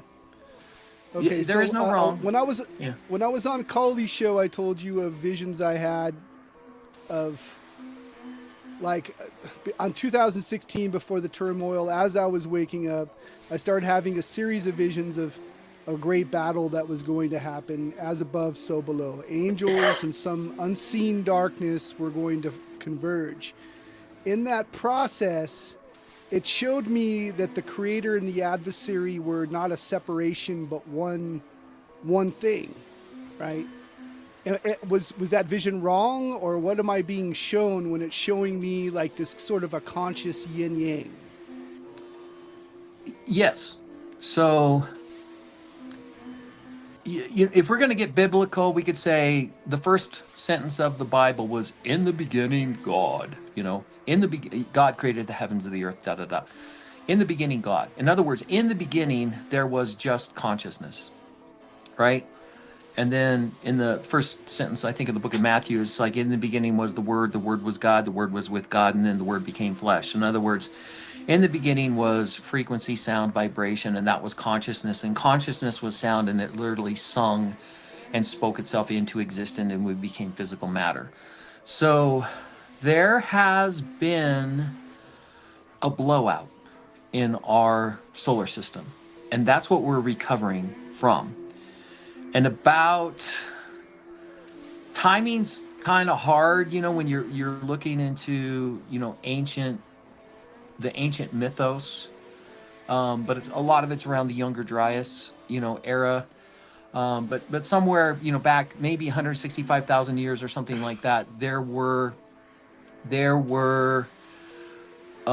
these souls called laggard souls. And the soul is addicted to destruction. So you've got to imagine that. Remember, we talked about the stars that were being formed, and the universe Yes. was creating these wonderful, beautiful stars: blue stars, red stars, brown dwarfs, white stars, golden stars. Woohoo! Let's get all starry. Let's create all this other stuff. And then they said, well, I wonder if we could do like some biology stuff, but we can't do it on the surface of the star. So we got to teach these stars to burp out part of their essence. And then create these little planets, that are around them. So they're not, and hopefully we can get them in the Goldilocks zone where it's not too hot, not too cold, and then we can, start making these planets that are jungle planets and water planets and volcanic planets and gas giants and ice planets and crystal planets and just on. And then we're going to start, creating all of the biology that they can go on those planets. It's very, very diverse, and there's thousands and thousands of species and forms of life and all that other stuff. And then what happens is there's a lifespan to the star, and then the star dies. And when the star dies, then all of those planets lose all the life, and everybody was sad about that. And they said, well, how can we get the biological forms from this planet over to this other planet on this new star? It's like, how can we do that? And it's like, well, that star over there is 240 million years away. It's like if we were trying to do a ship or some sort of physical container, it would take forever, to do that. So what we're going to do is we're going to create a system where we can fold space and go blip, and then all of these beings from here can get to those beings here, and then space is unfolded. And that whole idea of folding and unfolding space, that required a greater level of consciousness to achieve that. So the universe became more consciousness within itself, within the task of nurturing biological life across the cosmos. But then within that, there were these souls that just, you look at little boys, they like to smush bugs. They like to get their little magnifying glass out and burn things, like throw dirt clods at each other. And destruction is really fun. And then, but there were some of these souls that got addicted to the destruction, and that's called the laggard souls. And they kept pushing and pushing, and they were creating all of these horrible ways to destroy. And it's like, oh, the councils got together. What are we going to do with this? And so these souls were all gathered up from across the galaxy and placed on this one planet in between Mars and Jupiter. And that's where everybody knows that to be Tiamat or Maldek. And that's what was going on. But they got off the planet and they started messing with Mars, and they were, looking at Earth. And then there was an intervention with the Anunnaki. They intervened. If you want to know the story, read Zecharia Sitchin's 12 Planets. Brilliant body of work. And so it was the Anunnaki that destroyed Nibiru, and then destroyed Tiamat. Forgive me. So the Anunnaki destroyed Tiamat, and there was a huge explosion, and that damaged Mars's atmosphere. So there were actually red men on Mars, and there's a disclosure movie. It's a Disney movie called John Carter from Mars, and it's a Barsoon, and it talks about the red men on Mars. And then the laggard souls, they didn't have a planet anymore, and then the Anunnaki, their planet was spiraling out. What's the name of that movie again? And then a chunk from that explosion came down, and it smashed into our planet, destroying Lemuria. And Lemuria is the ancient continent that was in the Pacific, that all of the light beings, we were still physical, but not as physical. We were like the human version of a glowworm, essentially. Yeah. And so you're talking about William S. Burroughs, the Mars trilogy, right? Yes. Is that what yes. you're talking about? What was the movie? What? John Carter of Mars. Yeah, it's Edgar Rice Burroughs. He also wrote Tarzan. So anyway, brilliant body of work. Yeah.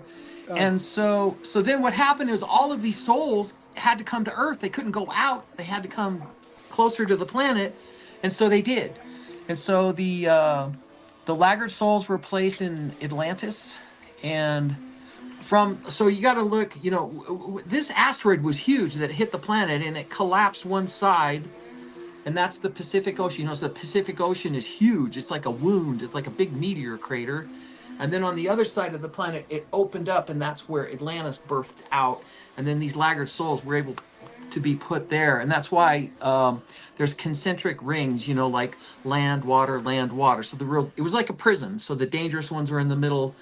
And then it was a system that came out. And then they worked on themselves, and they became conscious, and they had an advanced civilization. But you got to remember, that was the 6th attempt at consciousness. Atlantis was there were 5 attempts made by the Lemurians, and the Lemurians are the Polynesian people, just so you can know. The Atlanteans are the Europeans, and then the red men, they came to North America. They became the Plains Indians.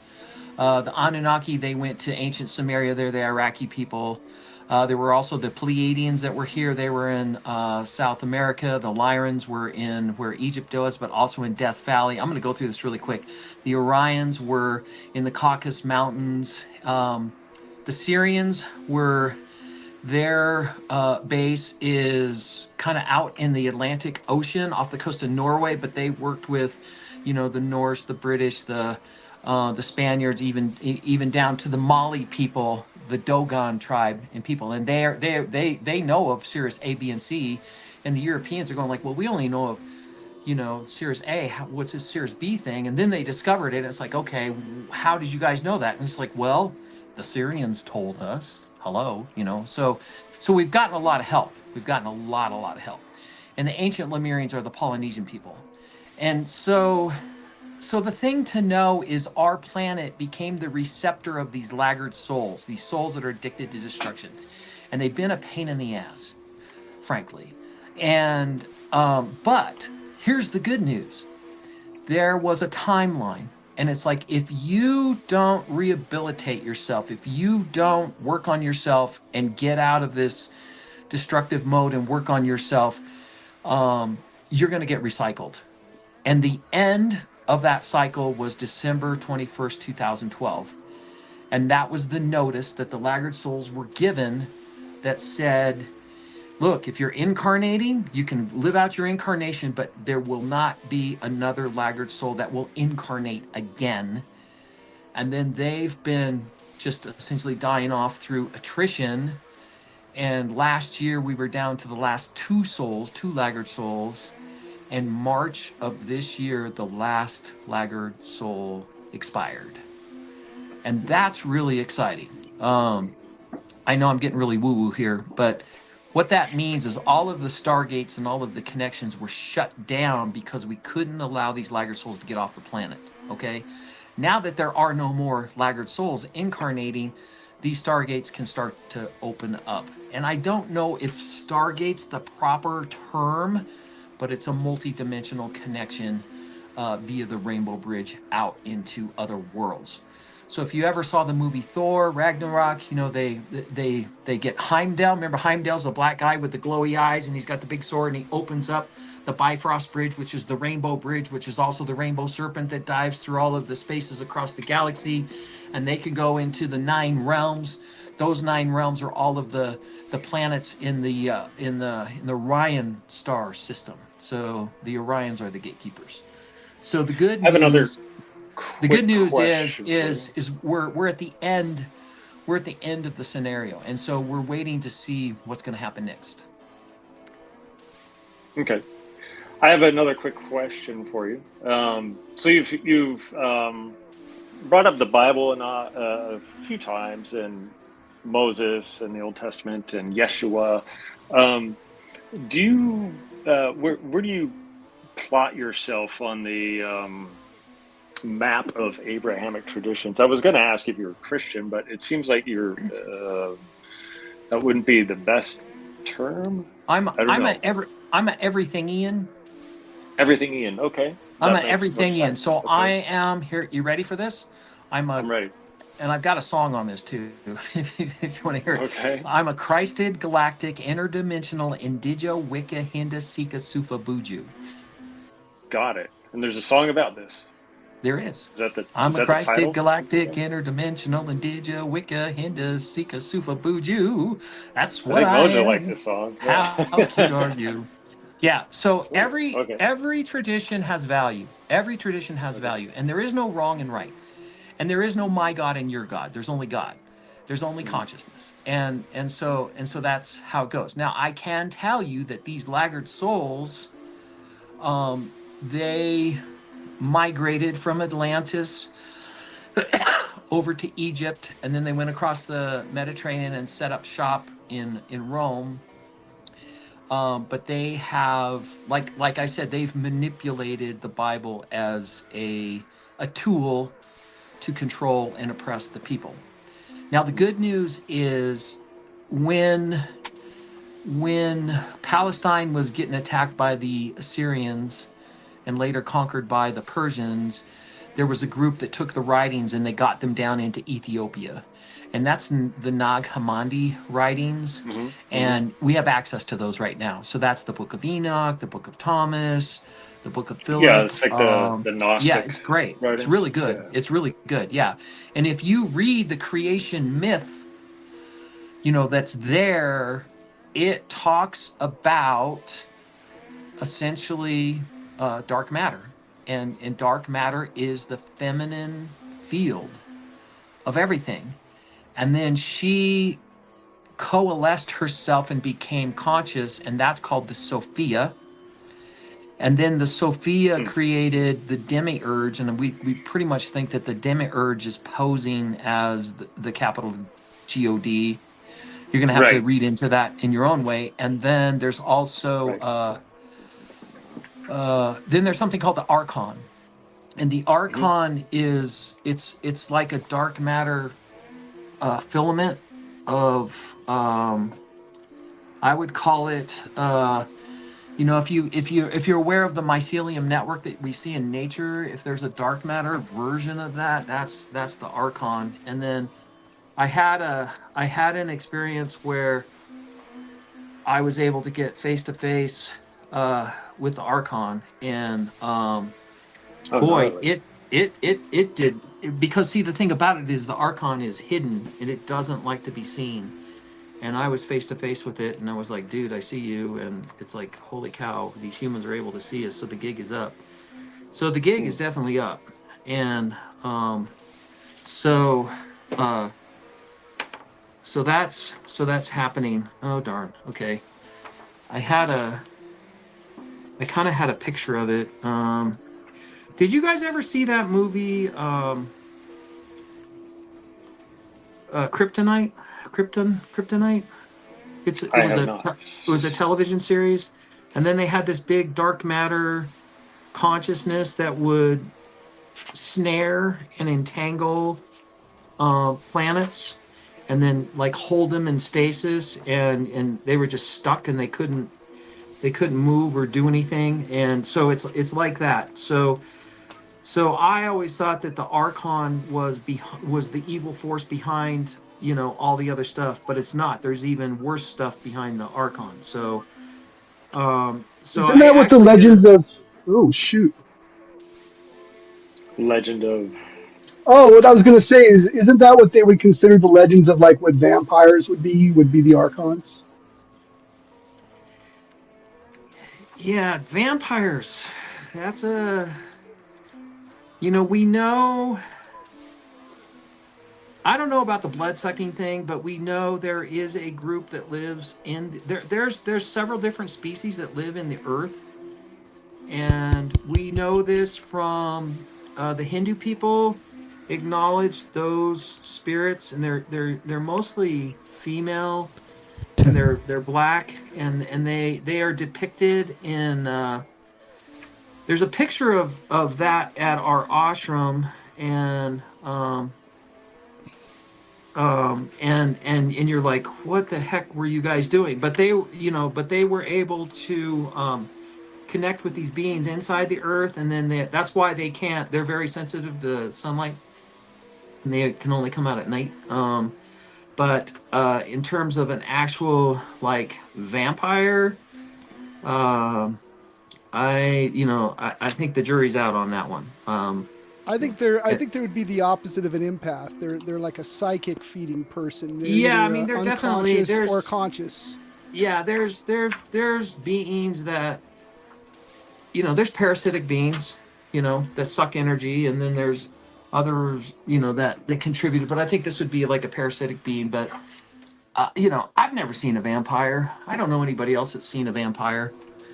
I've seen other things that are crazier than that, you know. So I go by my experience. So I had experiences with like what it felt like negative beings, and then when they showed themselves, like the time slowed down for me, and these things had black eyes.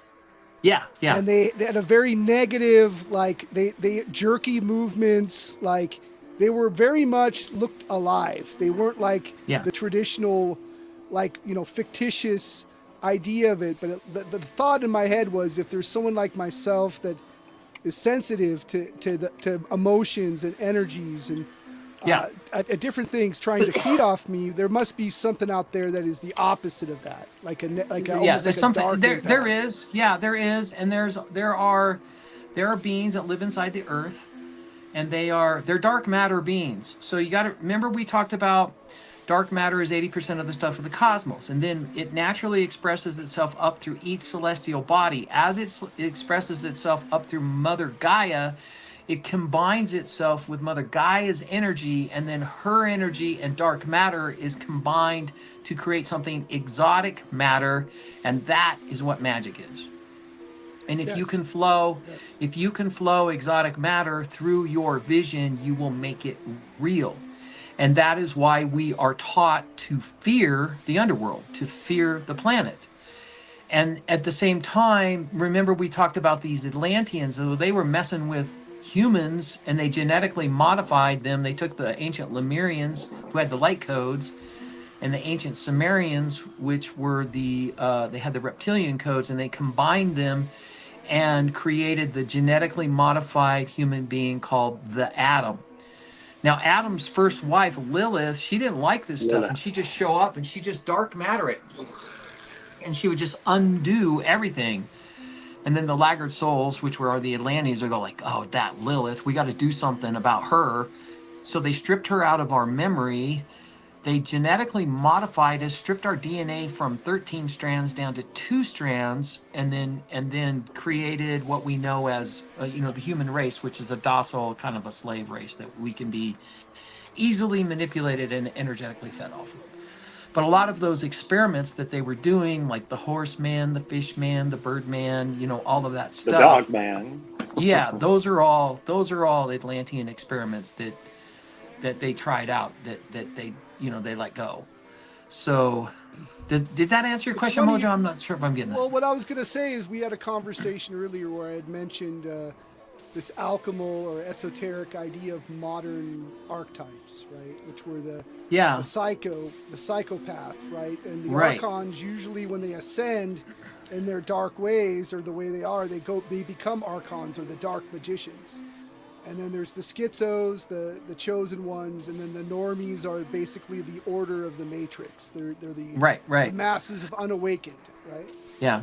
So I would invite everybody to get away from assuming that dark is bad, because dark is the feminine, okay? So even in your name, MoJoE, so your Mo means more, Joe is short for Jove, which is Jupiter. And Jupiter is expansive, it's fun, it's playful, it's all of those really good things. And then you got Mad, MoJoE the Mad, okay? So that's the mother, Ma, and then add. So you're contributing the feminine.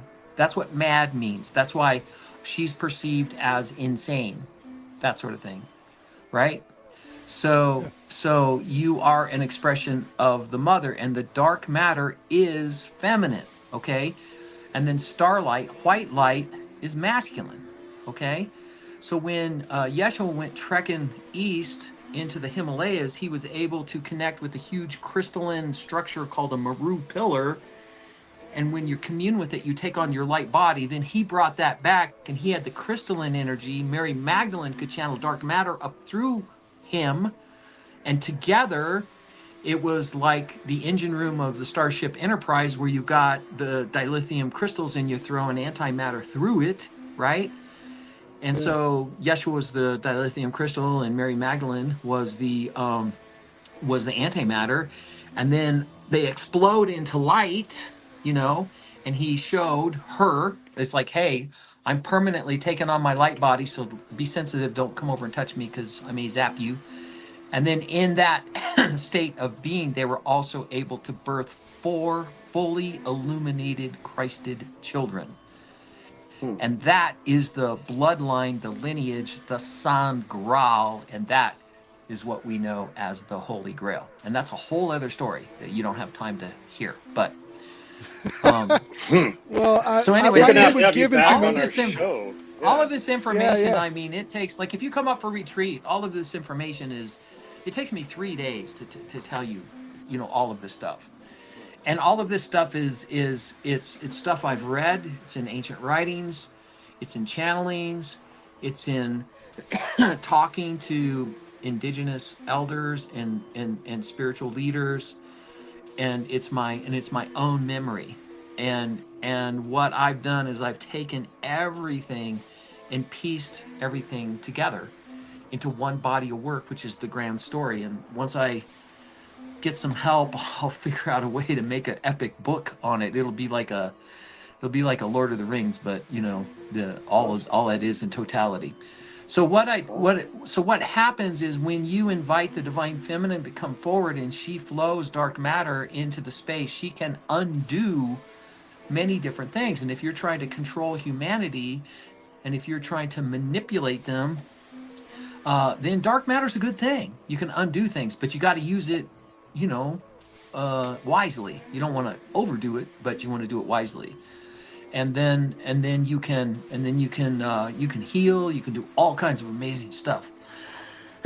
There's also another thing called dark water, and that's what the Egyptians did in the king's chamber. They would fill up that coffin-looking thing with black water, and then if you immerse, like if somebody was sick or old, you immerse their body into it, and it was like the reset button. So all of the, you know, infirmities would be, you know, cleansed and taken away, and then the person would emerge healthy or, you know, rejuvenated, and they can continue their life. So, you know, it's really good. Now, you're into nature, MoJoE, right? Actually, MoJoE vanished real quick. Oh, he vanished. Okay. Yeah, well, I'm wondering if that fire in his neighborhood got all serious. Yeah. Very interesting. Well, I think how are we doing on time? Do we need a... We are at the 2-hour mark, actually 1 minute and 59 seconds. So this is actually about the time we wrap up the show. MoJoE usually wraps it up. Okay. Well, I'd like to do something with the fire situation that's going on over there. And I wish MoJoE was here, but you know, let's do a collective intention on that. Can we do that? All right. Yeah, we can do that. Okay. Let me see if I can All right. add myself to the stage or something. So everybody that's participating in this online, just imagine that you're an energetic being. You're physical, but you're energetic, and you have this shaft of life that comes out through the top of your head and connect that to the cosmos. Connect to your infinite being, bring that all the way down into your heart. Okay, then shoot your root all the way out through your perineum, which is the bottom of your torso, all the way down into the iron core crystal of the planet, and bring that energy up into your heart space. Okay. Breathe and integrate the two. Okay, and then expand that outward, filling and flooding your entire body, and then go into your auric field.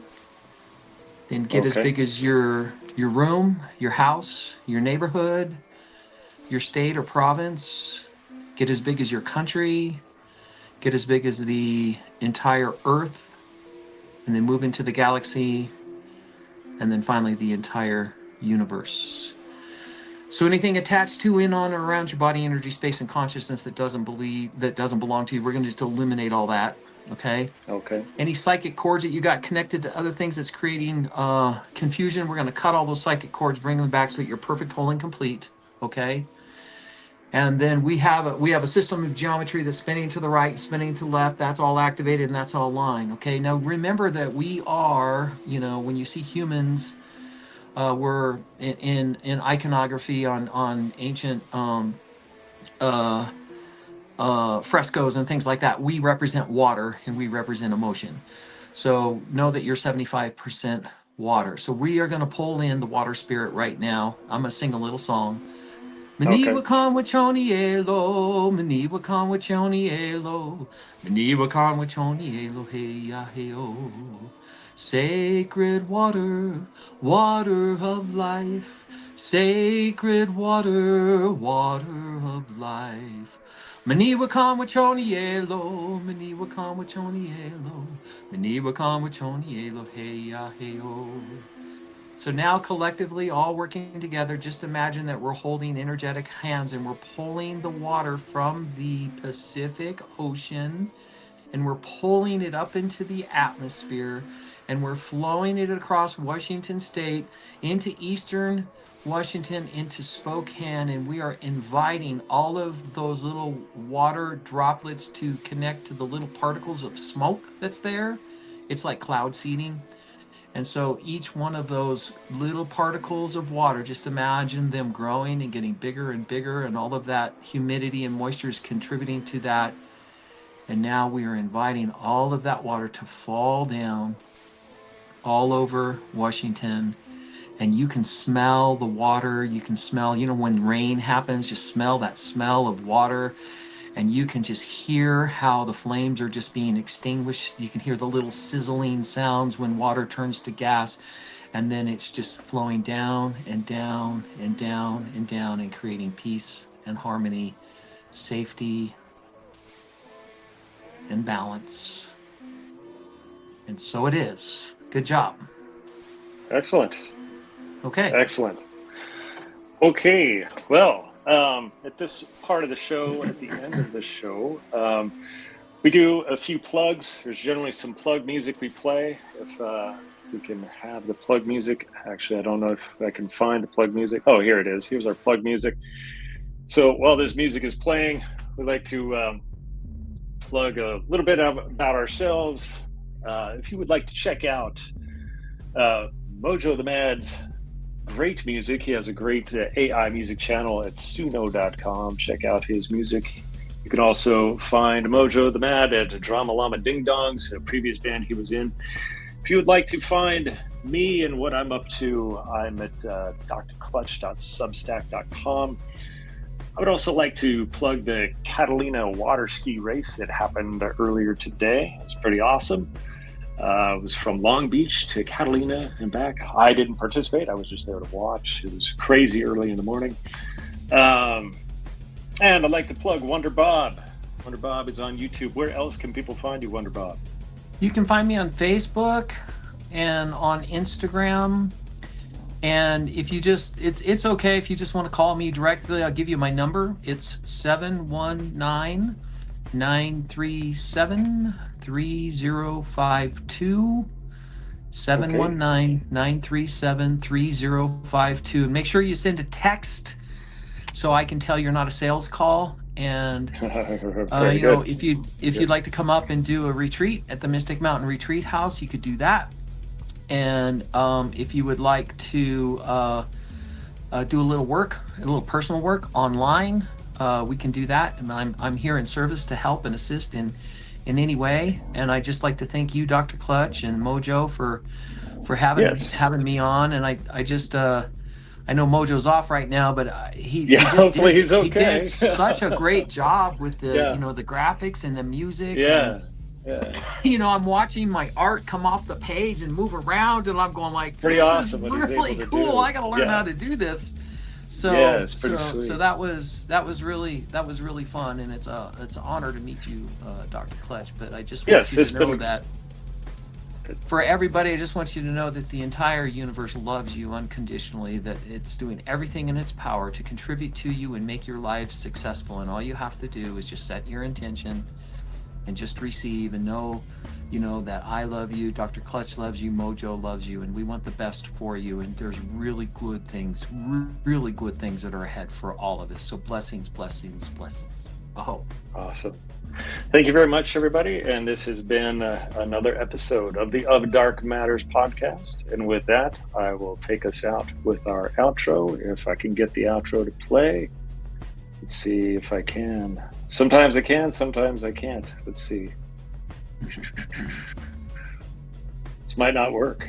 I might have to, let's see if I can get another outro song.